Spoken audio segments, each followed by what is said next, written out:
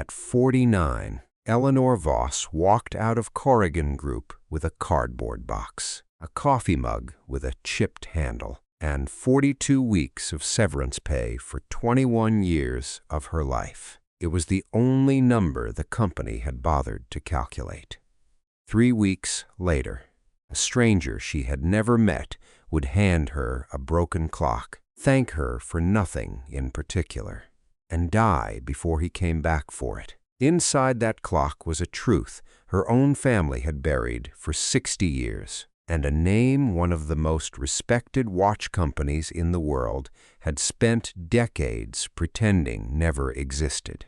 But that morning, Eleanor didn't know any of it yet. That morning, all she knew was the sound of her badge failing at the side door, a small red light where a green one should have been. She'd laughed it off as a glitch and gone in through the lobby instead.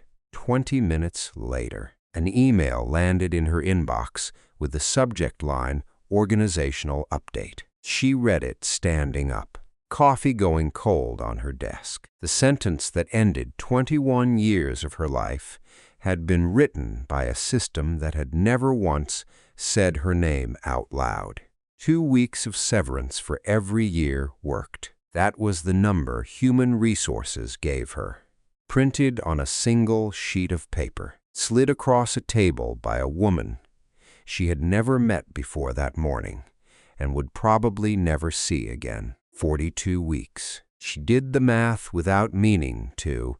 She had done the math on other people's numbers for 2 decades. Spreadsheets and quarterly forecasts. The small, tidy language of a business that had just proven it had no language for her at all. She carried her things out in a single box. A photo of her son at 7, missing his front teeth. The mug with the chipped handle.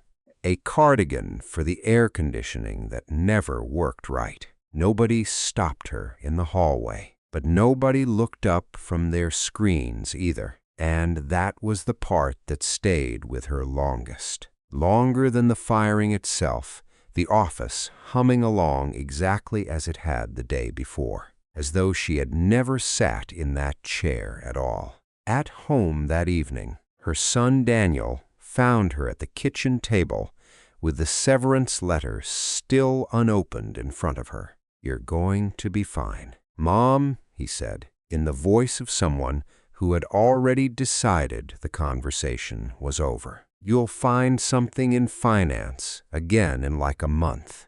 "Maybe," she said. She didn't tell him.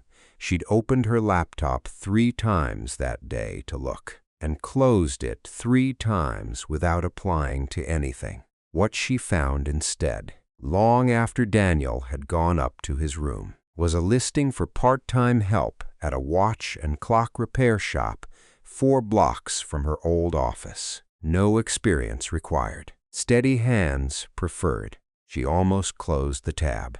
She hadn't touched a piece of horological equipment since she was 9 years old. Standing on a stool in her grandfather's workshop, watching him thread a mainspring with tweezers that looked too large for his hands and somehow never were, she remembered the smell before anything else. Oil and brass, and something faintly like tea left too long on a burner. Her mother had called that workshop a waste of a good mind, and Eleanor had believed her. Eventually, she had gone to school for numbers instead of gears, because numbers, everyone agreed, would take care of her.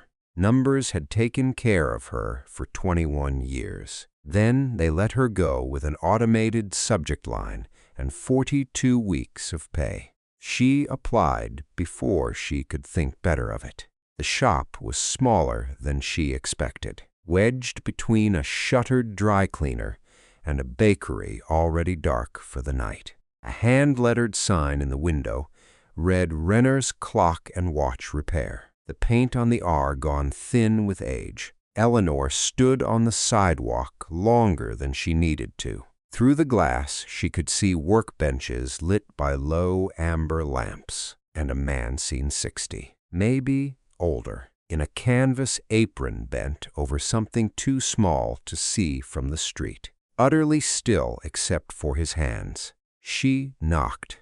He didn't look up right away, and when he finally did, he studied her for a long moment before he said anything at all. "You're early," he said, though she was exactly on time. "I'm Eleanor," she said.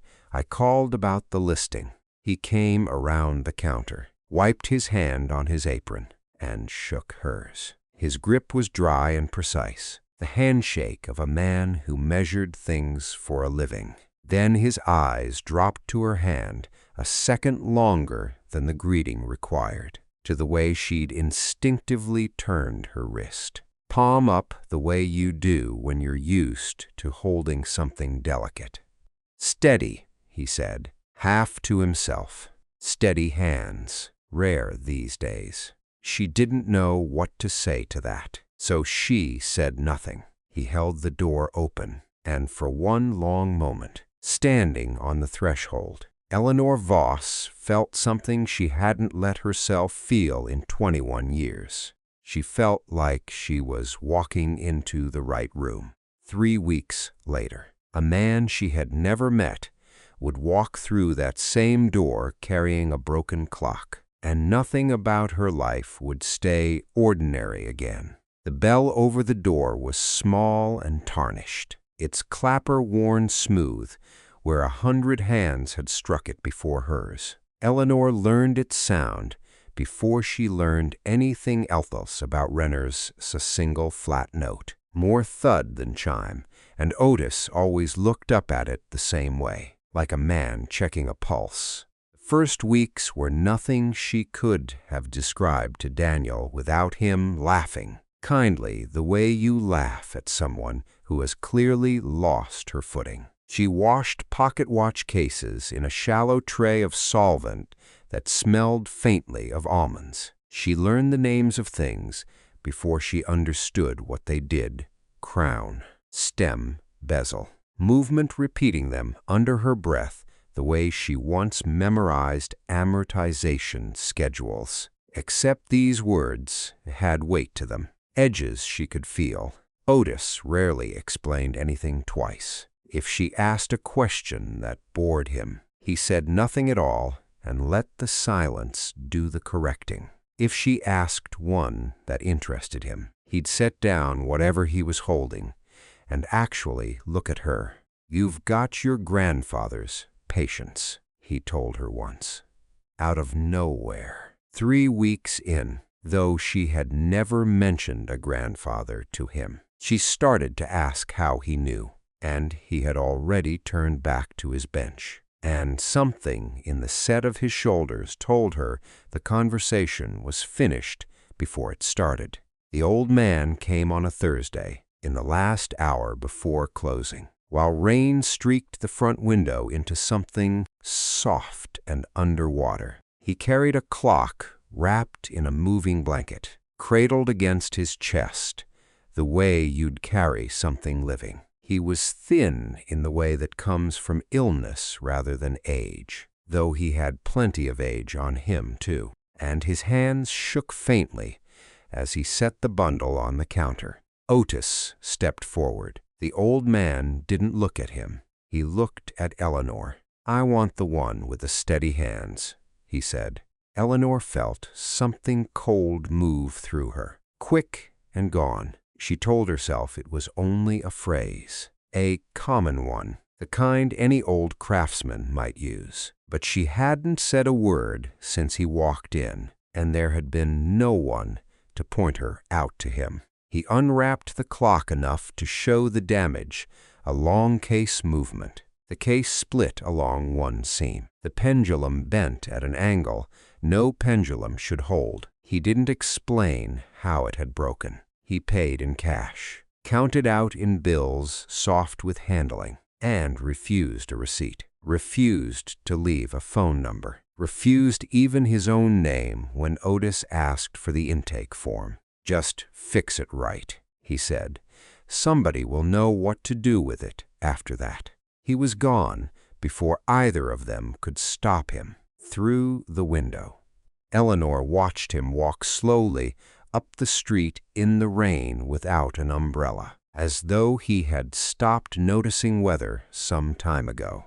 16 days later, the call came to the shop's landline, not to Eleanor's cell, not to anyone in particular. A woman from the county's public administrator's office asked, in the flat, courteous voice of someone who made calls like this every week, whether renters had recently serviced a repair for a Warren Kessler. They'd found the claim ticket folded in his coat pocket. Kenner, she explained, along with very little else worth noting. Mr. Kessler had died alone in an apartment 2 towns over. No next of kin had come forward. The office was simply working through what he'd left behind, one contact at a time, closing out whatever loose ends a life like that left. Otis gave her the county's standard answer item received. Payment in full. Repair not yet started. Ticket unclaimed. And hung up before Eleanor thought to ask a single question she might actually want answered. Warren Kessler. She said the name once, out loud, to see if it meant anything. Didn't. Not yet. Nobody came for the clock. Not that week. Not the month after.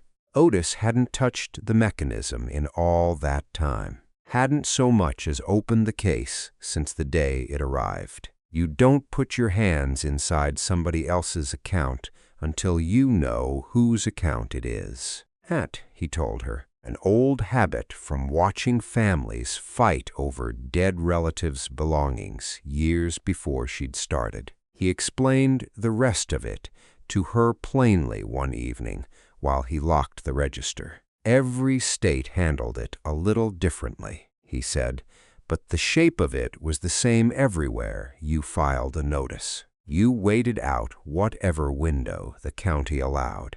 And if nobody showed up with a claim ticket and an explanation, the item became yours to sell, to scrap, or to keep.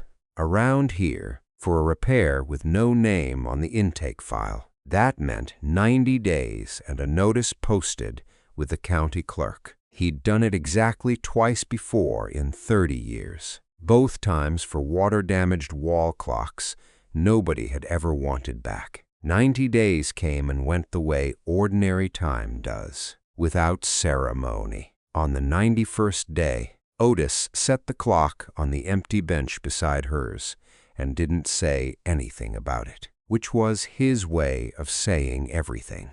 Nobody had asked her to want it. She wanted it anyway, and that surprised her more than the clock did. She waited until closing to unwrap it properly. Alone, the shop quiet, except for the ordinary chorus of the other clocks keeping their separate time. The case was worse than she'd first thought water damage along the base. One foot cracked clean through, but the movement itself, when she finally freed it from the housing, felt oddly familiar under her fingers, the way a childhood street feels familiar even after you've forgotten its name.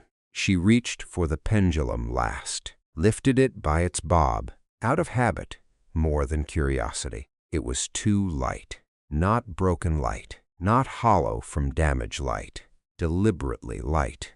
The way something is light when it was never meant to hold what it looks like it should hold. The shop had gone quiet around her 20 minutes earlier. Otis's key already turned in the lock. His good night said to the register instead of to her, which was how he said good night to most things that mattered. Eleanor liked the shop better this way. The amber lamps turned low. The street outside gone dark and wet. 40-some clocks disagreeing softly among themselves about what time it actually was. She set the pendulum down on a folded cloth and turned the bob over in her palm, feeling for the seam. Rating nuts were always hollow at the core. That was ordinary, not strange at all. A design older than the country she'd grown up in. You threaded the nut up or down the rod to fine-tune the swing. adding or subtracting a fraction of a gram until the clock kept true time. And clockmakers had learned centuries ago that a bob built solid all the way through wasted good brass for no reason. Her grandfather had explained it to her once, on a stool much too tall for her 9-year-old legs, holding a rating nut up to the light like a coin he was deciding whether to spend. Hollow doesn't mean empty, he'd said. It means there's room for something, if you ever need it. She had not thought about that sentence in 38 years. It came back to her whole, unbidden, while her thumbnail found the hairline seam at the base of the bob and pressed. The cap turned, not stiff with age the way she expected oiled. Recently, deliberately, as though someone had wanted it to open easily for whoever eventually tried. Inside, wrapped twice around itself and cinched with a thread so thin it might have come from a sewing kit rather than a hardware drawer, was a curl of vellum no wider than 2 fingers. She worked it free with tweezers rather than her hands, out of instinct more than plan, the way you'd lift something out of water, without breaking the surface. The vellum had gone stiff with age and dry heat. She breathed on it once, gently, the way Otis had taught her to loosen old adhesive without cracking it. And only then did she unroll it flat across the workbench, weighting the corners with 2 small bearings so it wouldn't curl back on itself. The handwriting was small and steady. Ink faded to the color of strong tea. There was no greeting, no name.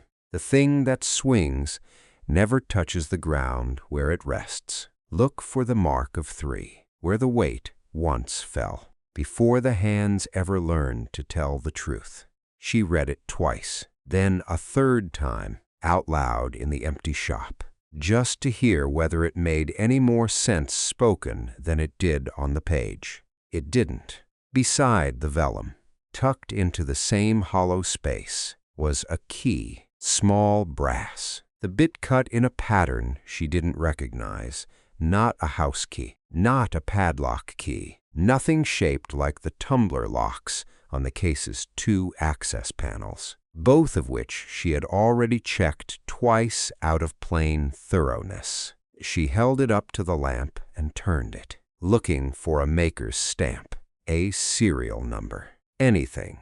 There was nothing, just a small, patient object that clearly believed it had somewhere to go. Eleanor sat back on her stool. Around her. The other clocks kept their usual disagreement about the hour. And, for the first time since she'd started working there, she didn't find the sound comforting. Somebody had built this, not hidden something in a moment of panic built it, on purpose, into a cavity meant for fine adjustment, in handwriting too calm to belong to a man in a hurry.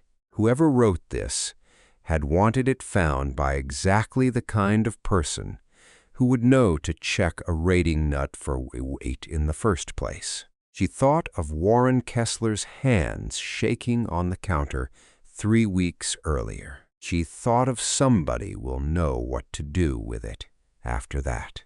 He hadn't been talking about the clock at all. The riddle didn't want to be solved standing still. Eleanor knew that much from 21 years of reading other people's numbers.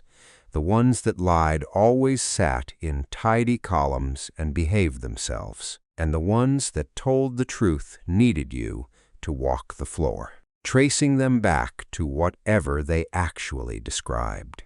The thing that swings. That part was easy. A pendulum, but a pendulum inside a case like this one never came near the ground at all. It hung in open air, clearing the floor by a foot or more, so its own arc would stay clean. What didn't it touch? Then, what did it only pass near? Forever, without arriving. She looked at the base of the case. The plinth, still cracked along 1 foot, still faintly smelling of whatever flood or slow leak had ruined it years before anyone brought it to her. In older weight-driven long case clocks, and she was almost sure now this was one, from the shape of the empty cable channels she'd found inside the trunk. A driving weight descended slowly through the case as the days passed, sinking toward the floor of the plinth until someone wound it back up on a Sunday, the way her grandfather used to, whistling something tuneless while he worked the crank. The weight once fell. Maybe that wasn't a metaphor at all. Maybe it was simply, plainly true. And the mark of 3. 3 what? 3 notches. 3 turns of a crank. 3 of something she hadn't found yet. In a part of the clock she hadn't opened. She caught herself leaning toward the plinth already, key in hand, and made herself stop. Not tonight. She didn't know enough yet to be careful, and careless was how a person cracked 200-year-old joinery apart, forcing a lock that might not even be a lock. The movement itself still needed cleaning. The gear train still needed inspecting, tooth by tooth, before she trusted her own reading of anything old enough to have outlived the man who wrote it. There was a version of this where the answer waited in the base, and a version where it waited somewhere inside the works. And she had no way yet to know which guessing wrong might cost her the only clue she had, and there would be no getting it back once it was broken. She rolled the vellum loosely, not tight the way she'd found it, and set it in an empty parts tray with the key beside it. The 2 objects sitting together under the lamp, like exhibits in a museum case, nobody had gotten around to labeling yet. Tomorrow, she decided, she would go into the movement itself, the escapement first, then the gear train, 1 wheel at a time, the way you're supposed to when you don't trust your own hands yet. Whatever this was, it wasn't going to explain itself in one night. And Eleanor found, locking the shop door behind her under a sky gone the color of a healing bruise, that she didn't mind waiting nearly as much as a reasonable person should have. She started with the escapement, the way she'd told herself she would, and for the first hour it behaved exactly as an escapement should. The anchor lifted clean from its pivots. The pallets showed even wear. No ch-ps, no burrs that shouldn't have been there. Whoever had last serviced this clock, and it had been serviced, at some point, by someone who knew what they were doing, had left the heart of it in good order. It was only the case that had suffered. The case, and whatever the case had been asked to hide.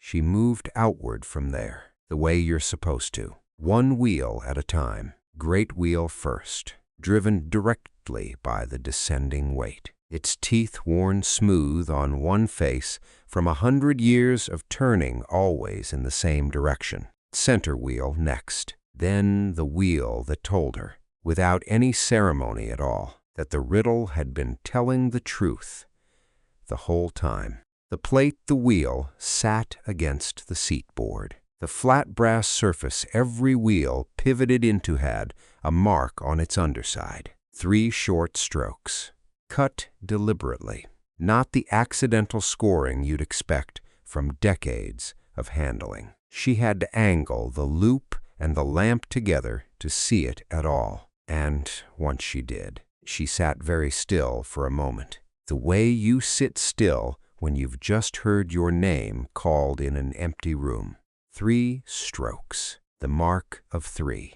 Her pulse did something small and stupid. She made herself breathe before she let her hands move again. It fit, she told herself. It fit almost too well. In a gear train like this one, the wheel seated directly against that marked plate had a name, plain as anything, the 3rd wheel. 3rd in line from the great wheel that started the whole chain moving. Not a metaphor, not a riddle at all. Really, once you knew the vocabulary. Whoever had written that vellum note had used the one word that meant something specific to exactly the kind of person who'd know to look for it. She lifted the third wheel free. Nothing, no cavity, no seam, no second hollow core waiting to be found. Just a wheel, ordinary, cut from brass by a good hand a long time ago. She turned it over, checked the arbor, checked the pivot holes it sat in case the answer was in the plate itself, rather than the wheel pressed her thumbnail along every millimeter of brass she could reach. The way she'd checked the rating nut 2 nights for, nothing answered her.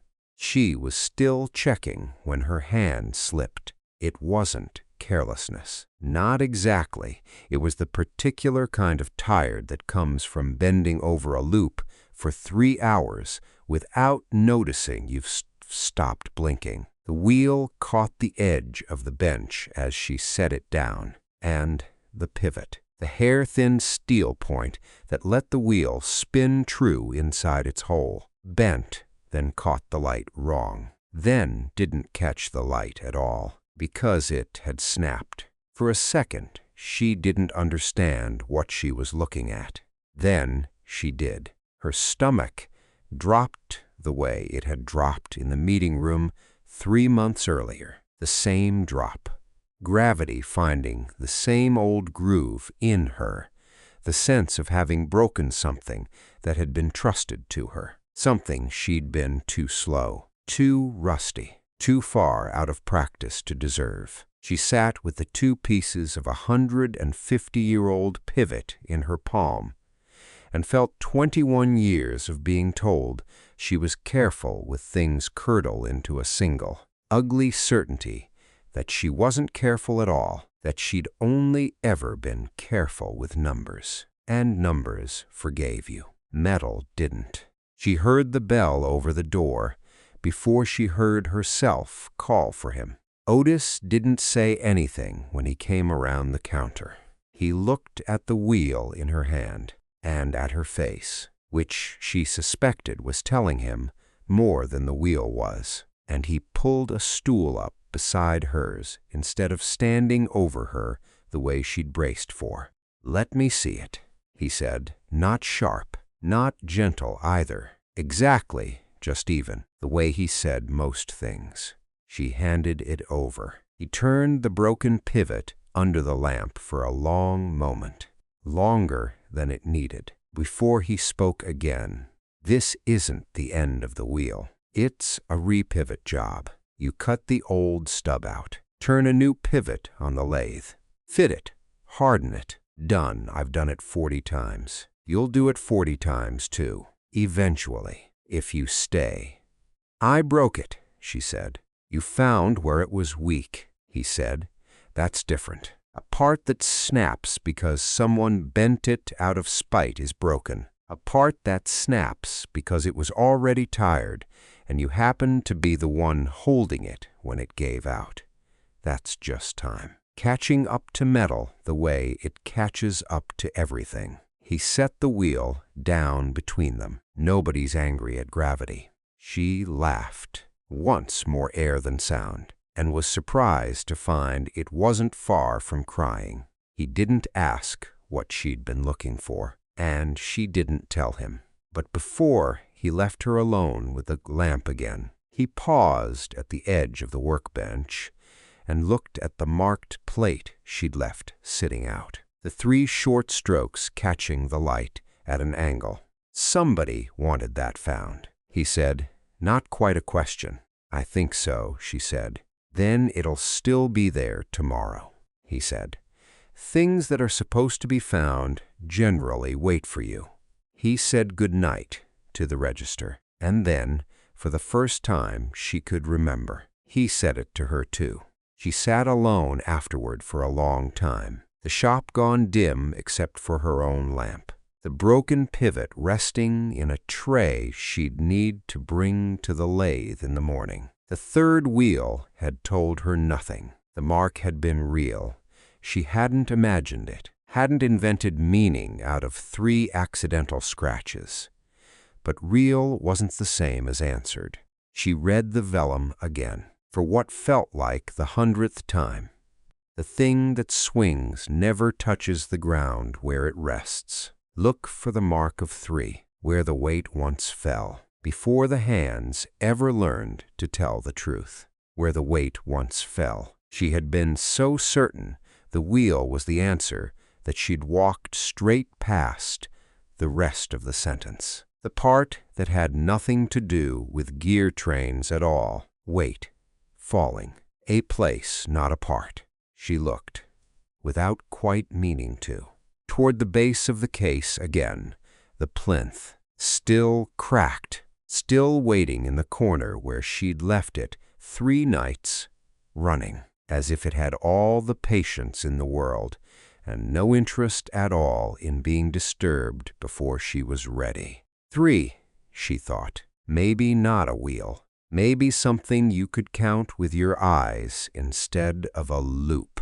She didn't go to the plinth that night. She had promised herself once already not to move too fast, and one broken pivot was enough of a lesson to make the promise stick a second time. But she turned off the lamp, knowing, the way you know weather is changing before the sky admits it, that she'd been looking in the wrong direction all evening, and that the right one had been sitting 3 feet away the entire time, cracked and patient and full of old water damage, waiting for her to finally count something other than gears. She counted the moldings before she'd even taken off her coat. Plinth wore 3 separate bands of carved decoration between the floor and the case proper, Retoris, at the very base, thick and rounded like a rolled rope, a shallow cavetto above it, curved the other way, and above that, a narrow band of stylized acanthus leaves repeating around all 4 sides, the kind of ornament a cabinet maker added not because a clock needed it, but because a client paying enough money expected to see his patience rewarded somewhere. 3 bands. She had counted gears the night before and found nothing. Tonight she counted wood. She started at the floor and worked up, the way she'd learned to read anything unfamiliar bottom to top, in order. No skipping ahead because a detail looked more interesting than the one before it. The torus, first, solid, continuous. No seam she could find even pressing hard enough to leave marks in her own fingertips. The cavetto, second, also solid, though water damage had softened one corner of it into something closer to sand than wood. The acanthus band, third.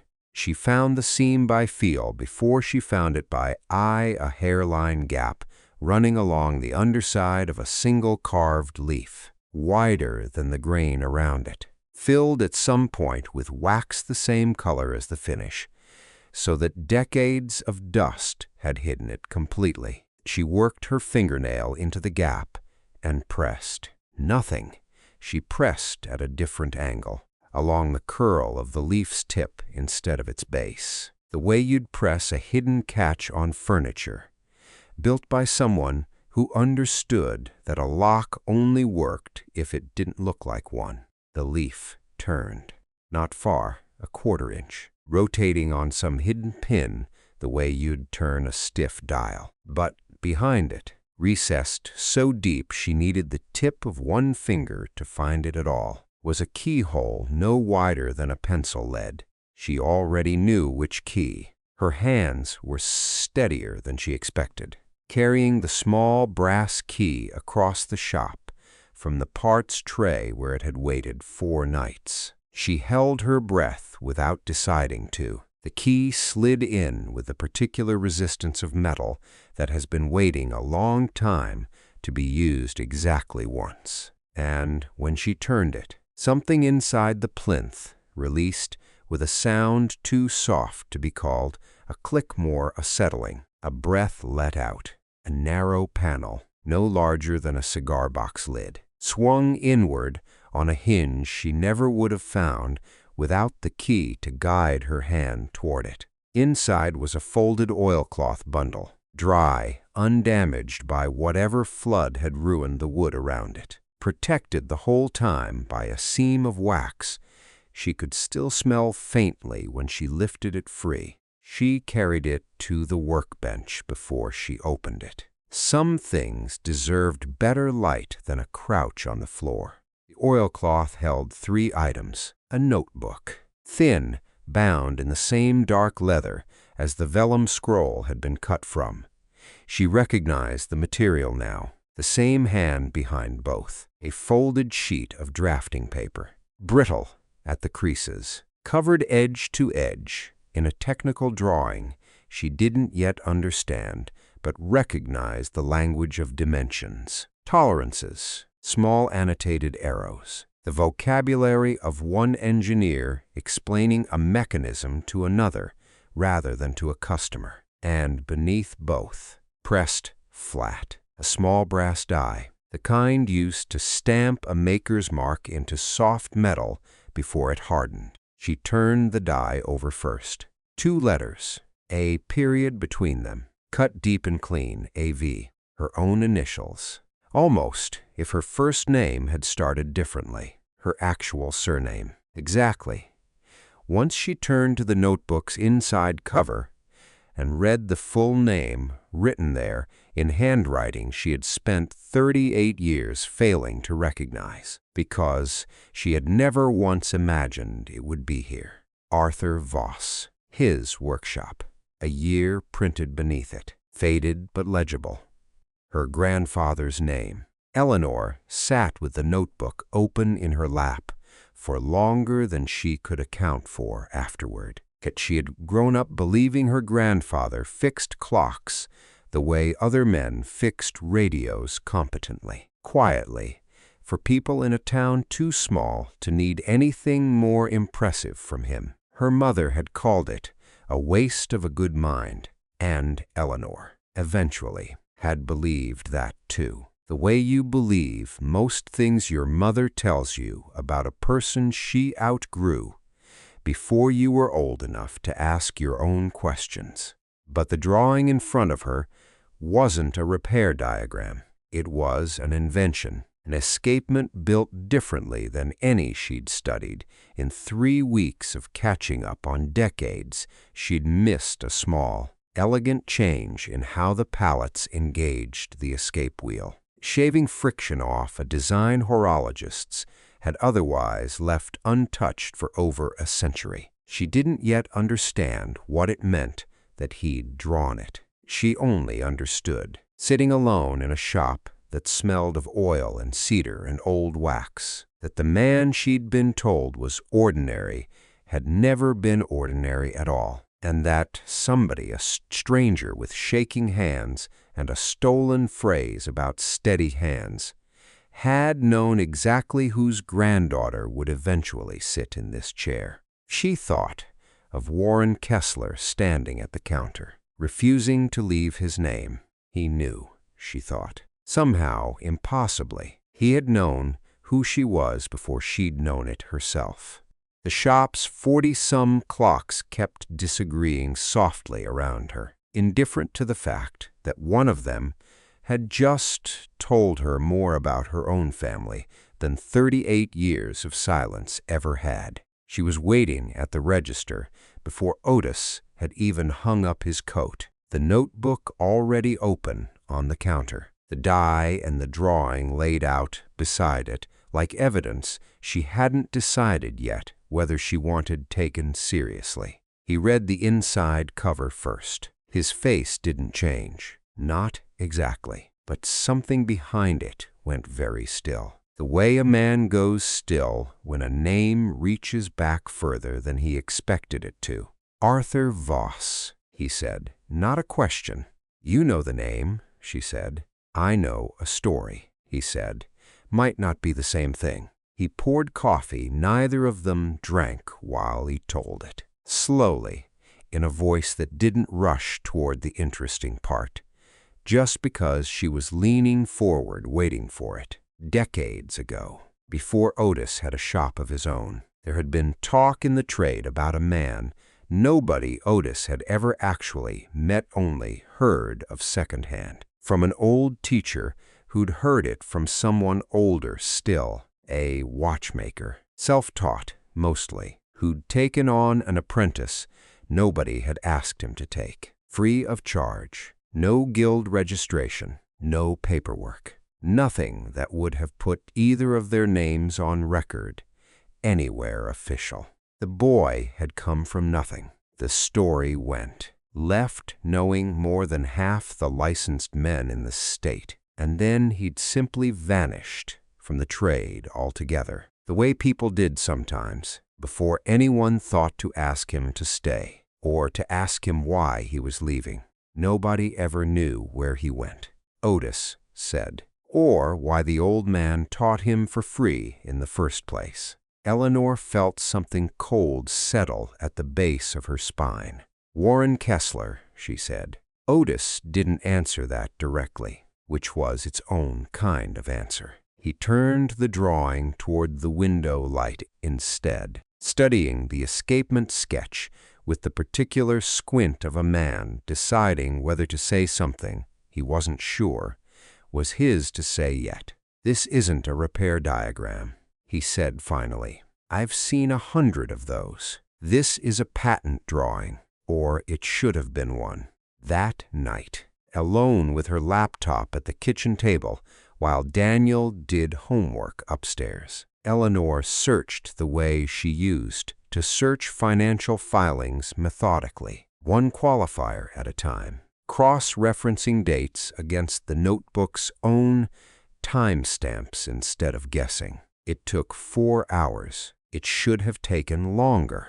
The mechanism had a name in the public patent record, filed under a corporate assignee rather than an individual inventor, credited only to an unnamed staff engineer at Verall and Klein, one of the oldest watchmaking houses, still trading under its founding family's name. The filing date sat 11 months after the last dated entry in Arthur Voss's notebook. She printed both drawings and laid them side by side under the kitchen lamp, the way Otis had taught her to compare two components she suspected were the same part cut on different machines. They weren't similar. They were the same drawing, redrawn by a different hand. Tolerances rounded to cleaner numbers. One company's crest added to the corner where a signature should have gone. She didn't sleep much that night. She kept thinking of Arthur Voss teaching a stranger's grandson for free in a workshop nobody wrote down, and of exactly how a design like that could travel from one man's notebook into another company's patent filing without a single name changing hands honestly. Email she sent the next morning was careful, professional, the kind of message she'd once have written to flag a discrepancy in a client's books, polite, factual 3 attachments, a simple request for comment. The reply came 4 days later, not from the Heritage Department she'd addressed it to, but from a woman named Vanessa Drummond, who signed her name under the title Associate General Counsel and used the word allegation twice in a single paragraph. The company took claims of this nature extremely seriously, Ms. Drummond wrote, and equally seriously the reputational harm caused by amateur speculation presented as fact. Amateur. The word sat there on the screen a long moment before she made herself keep reading. A second email arrived an hour later, unsigned by anyone at all, offering to purchase the notebook and drawing outright an amount generous enough to cover 2 years of Daniel's tuition, framed carefully as compensation for her time and inconvenience. The phone call came that evening. Drummond again, brisk, pleasant, in the specific way that meant business rather than warmth. "We understand you've had a difficult year," she said, as though Eleanor's layoff were public record and useful leverage both. "We'd hate for this to become more difficult still. Litigation is expensive for everyone, Ms. Voss, especially for the party without institutional resources behind them. Eleanor didn't answer right away. She let the silence sit exactly as long as Otis let his silences sit, and found, to her own quiet surprise, that it worked on Drummond the same way it worked on her. "I'll consider the offer," Eleanor said finally, and hung up before Drummond could decide whether that had been a yes.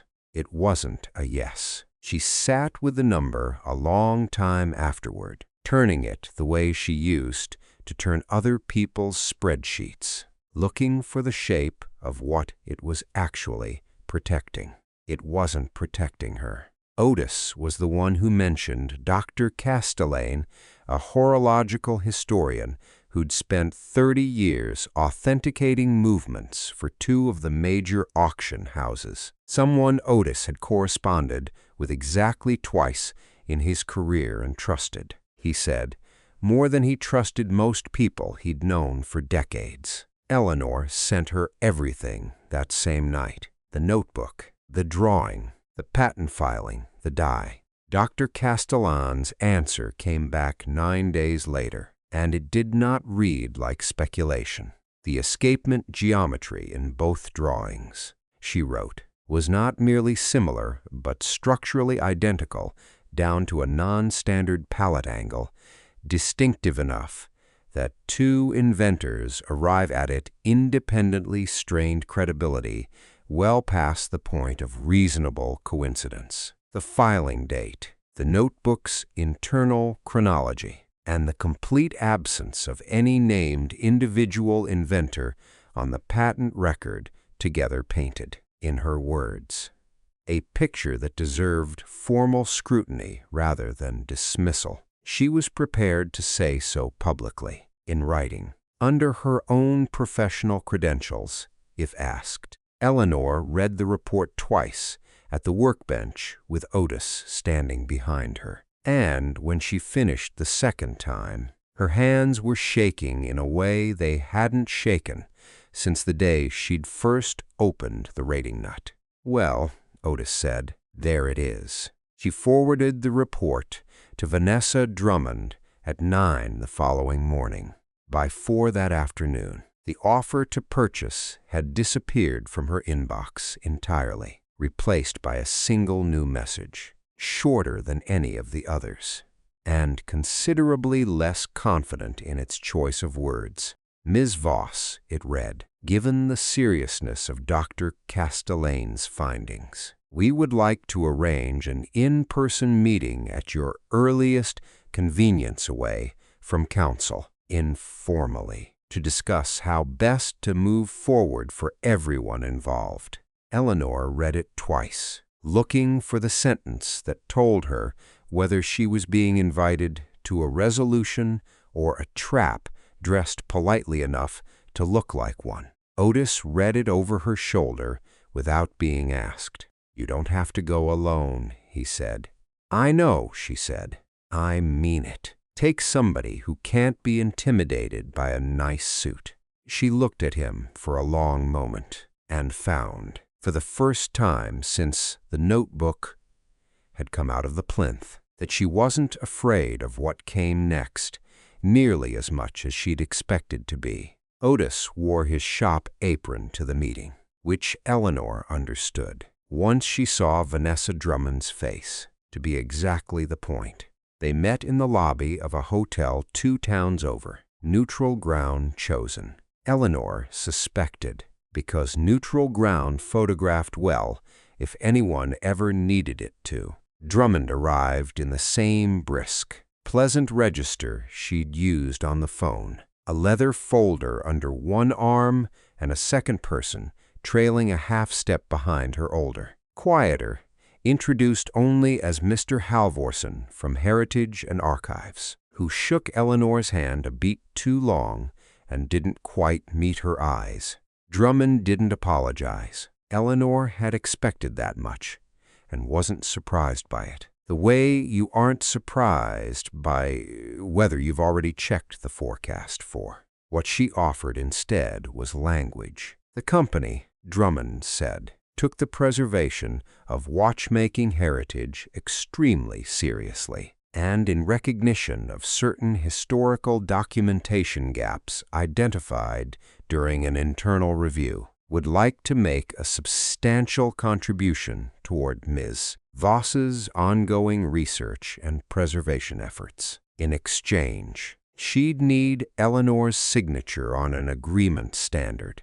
Drummond called it, though Eleanor had read enough contracts in 21 years to know standard was rarely the right word for anything. With this many clauses, no public statement from either party, no further claims, confidential terms, no admission, Eleanor said.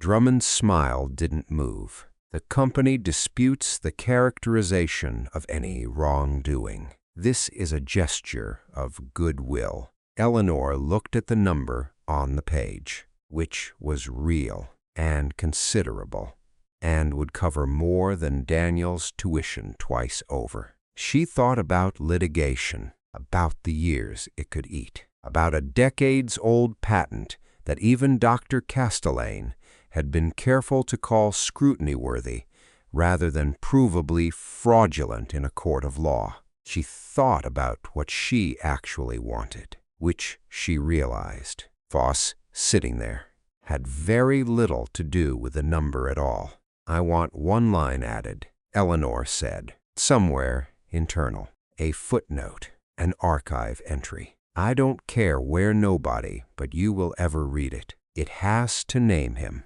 Arthur Voss, not staff engineer, his name." Drummond looked at Halvorson for the first time since sitting down. "That's a heritage matter," Drummond said carefully, as though the words cost her something to hand over to someone else's authority.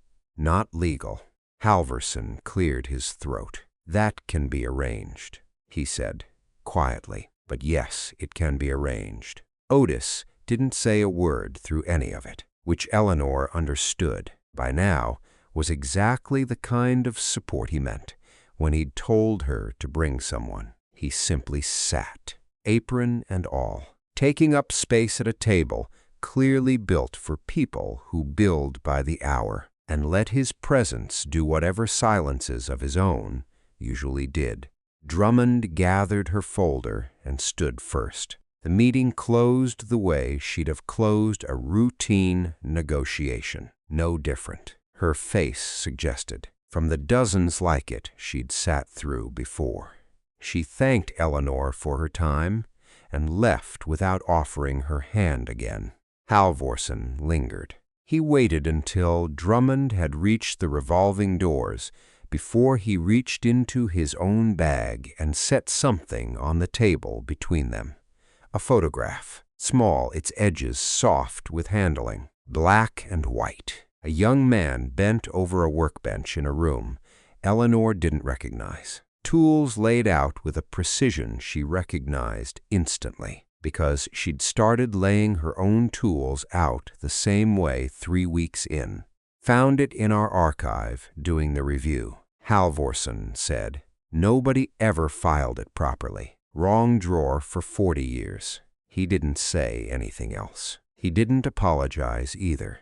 Not in words, but something in the careful way he pushed the photograph toward her. Corner first, the way you hand someone something breakable. Told her he'd wanted to say more than his job allowed him to. He followed Drummond out a moment later, and Eleanor sat holding a photograph of her grandfather at perhaps 25. In a workshop that had apparently existed inside a company that spent decades pretending men like him didn't. She didn't need the apology she hadn't gotten. She understood that, holding the photograph, more clearly than she'd understood anything since the day the badge scanner had turned red. Daniel was still awake when she got home, later than she'd meant to be. The kitchen light on over homework he'd mostly stopped pretending to do. "How'd it go?" he asked, careful in a way he hadn't been careful with her in months. She set the photograph on the table between them instead of answering right away. He picked it up, studied it, looked at her, looked at it again. "That's him," Daniel said. "Great-grandpa." "That's him," she said. "Mom," he said, and stopped, and started again. "I said some stuff about the job. I didn't mean it like, I didn't think you'd actually be good at something like this." "Neither did I," she said, and found she meant it kindly, toward both of them.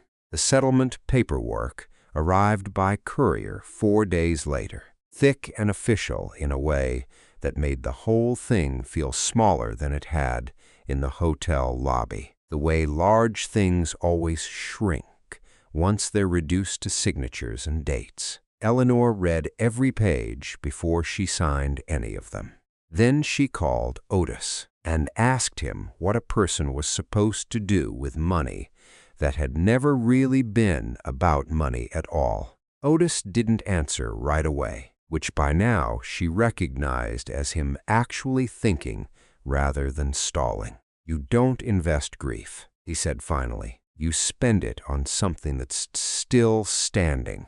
It wasn't much to go on, but it was enough. Eleanor spent the better part of a week finding out what still stood. The workshop from her childhood, the one with the stool too tall for her legs and the smell of tea gone stale on a burner, had a real address. Once she made herself remember it properly instead of just the feeling of the place. A storefront on Prentice Street in the town she'd grown up in, 2 hours north, a town she hadn't driven through in over a decade because there had never seemed to be a reason to. Public records took less effort than she expected.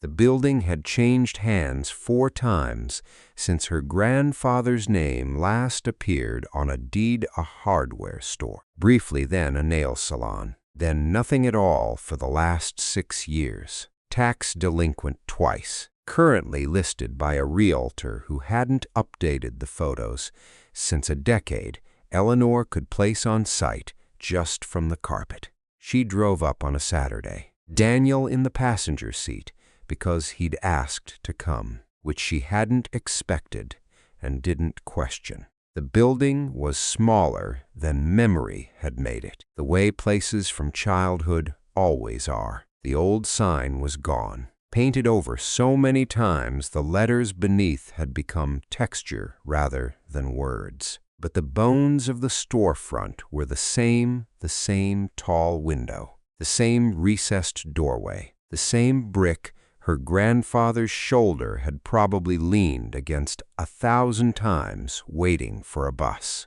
or a delivery, or nothing at all. The realtor met her there with a key that stuck in the lock the same way every key in this story seemed to. And Eleanor stood in an empty room that smelled like drywall dust and old carpet glue, trying to see past it to a version of the room that only existed in her now, in a stool and a pair of tweezers too large for a 9-year-old's hands. Daniel wandered toward the back of the space while she talked to the realtor, and came back holding up a length of built-in shelving, still bolted to the wall despite 2 renovations that should have taken it out. Somebody didn't want to lose this, he said, or couldn't. Eleanor ran her hand along its edge and found, worn into the wood, a shallow groove that didn't belong to any of the 4 businesses that had occupied the space since her grandfather too old, too deep, shaped like something dragged across it 1,000 times by someone leaning the same way, at the same angle, for years. She didn't tell Daniel what she thought it was. She didn't need to be right about it to want to keep it. It needs everything. The realtor said, apologetic. Wiring, plumbing, probably the floor. I know, Eleanor said. She told Otis about it that Monday, standing at his workbench while he inspected a mainspring under the loop without looking up. "You're going to reopen it," he said, not a question, the way most of the important things he said weren't. "I don't know yet," she said. "Maybe a workshop. Classes, if anyone wants to learn." He set the loop down then and looked at her properly. "It's a good trade," he said. "I won't tell you otherwise, but I won't lie to you either. It won't make you rich. It's slow work and it pays slow money. And there's maybe 40 of us left in this whole state who can do a proper repivot, and half of them are older than I am. Most people your son's age have never seen a mechanical movement up close in their lives. Then why would anyone come?" she asked. "Because there's always somebody out there who wants to make something with their hands and doesn't know yet that it's allowed," he said. "That's not nothing. It's just not fast either." She thought about that for the rest of the week, about slow money and 40 aging craftsmen, and a trade nobody her son's age had ever seen practiced. She thought about it while she signed the paperwork for the building, using a portion of the settlement that would have covered exactly none of what a financial advisor might have called a sensible retirement. She thought about it, standing alone in the empty storefront on a Thursday evening, contractor's estimate in one hand, a small brass key cut fresh that afternoon, ordinary, nothing like the strange little key that had started all of this in the other. She fit the key into the new lock she'd had installed that morning, mostly to see if it worked, mostly because she wanted, just once, to be the one who opened this door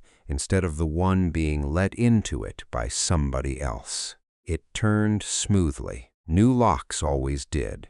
Eleanor stood in the doorway of her grandfather's workshop, 40 years and a whole ruined career later, and let herself imagine, for the first time, without embarrassment, a room full of workbenches, low amber lamps, and somebody young enough to still believe a mechanical clock was a kind of magic instead of a kind of work. She thought Arthur Voss would have approved of the wiring being redone first. She thought he would have approved of the rest of it too, eventually. Once there was something in the room worth approving, eventually arrived on a Saturday morning in April, 10 months after the wiring was redone, the plumbing after that, the floor last of all, because Otis had told her floors always went last, and Otis, so far, had been right about nearly everything.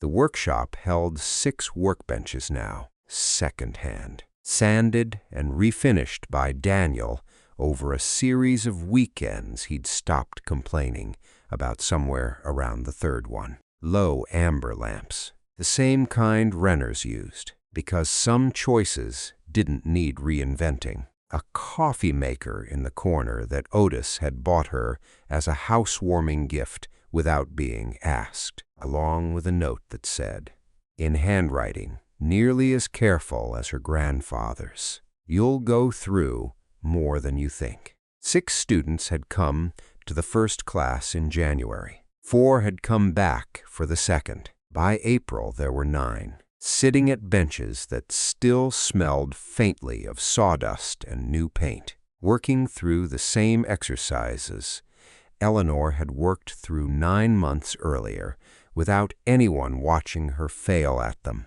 Eli Brennan sat at the 3rd bench from the window, hunched over a wristwatch movement small enough to make his hands look enormous, the way everyone's hands looked enormous the first few weeks. He'd been a software engineer for 6 years before a company 2 states over decided, in a single afternoon, that 6 years had been worth exactly nothing. He'd told Eleanor that on his first day, flatly, the way you tell someone a fact you've stopped expecting sympathy for. She hadn't offered him any. She'd handed him a screwdriver instead and told him where to start.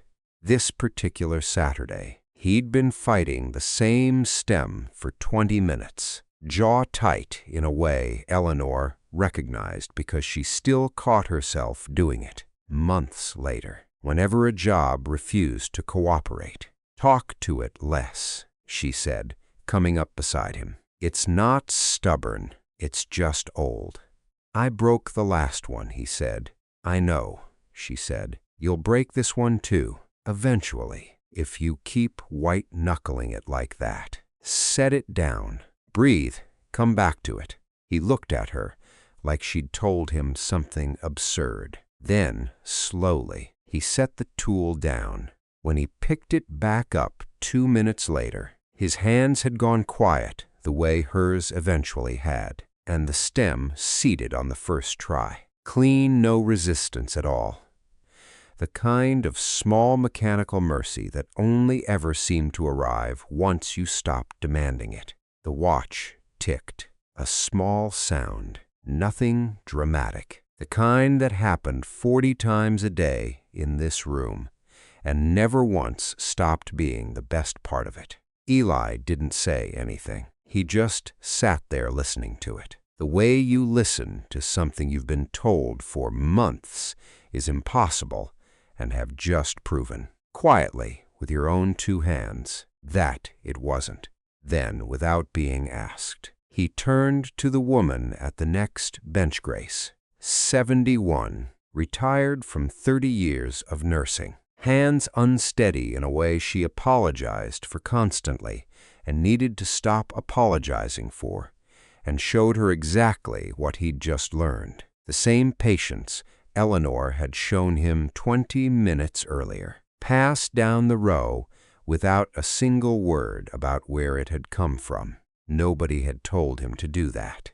Eleanor hadn't taught generosity as a lesson plan. It simply moved through the room the way heat moves through a wall that's finally been properly insulated quietly, in every direction, without anyone announcing that it was happening. She thought of Warren Kessler, a man she had never really known, standing at a counter with shaking hands, asking for nothing but a fair job and somebody's silence about where the clock had come from. He couldn't have known any of this: the workbenches, the coffee maker, Grace's steady hands finally cooperating, a room full of people discovering all over again that their own 2 hands were still worth something. He had only known one thing for certain, apparently, the day he chose not to leave his name. That kindness, once it's built into something sturdy enough, keeps finding its way to strangers long after the person who built it is gone. Eleanor didn't say any of that out loud. She only refilled the coffee maker and let the room keep ticking around her. 40 small heartbeats and 9 new ones, none of them quite in step. All of them, finally, keeping time.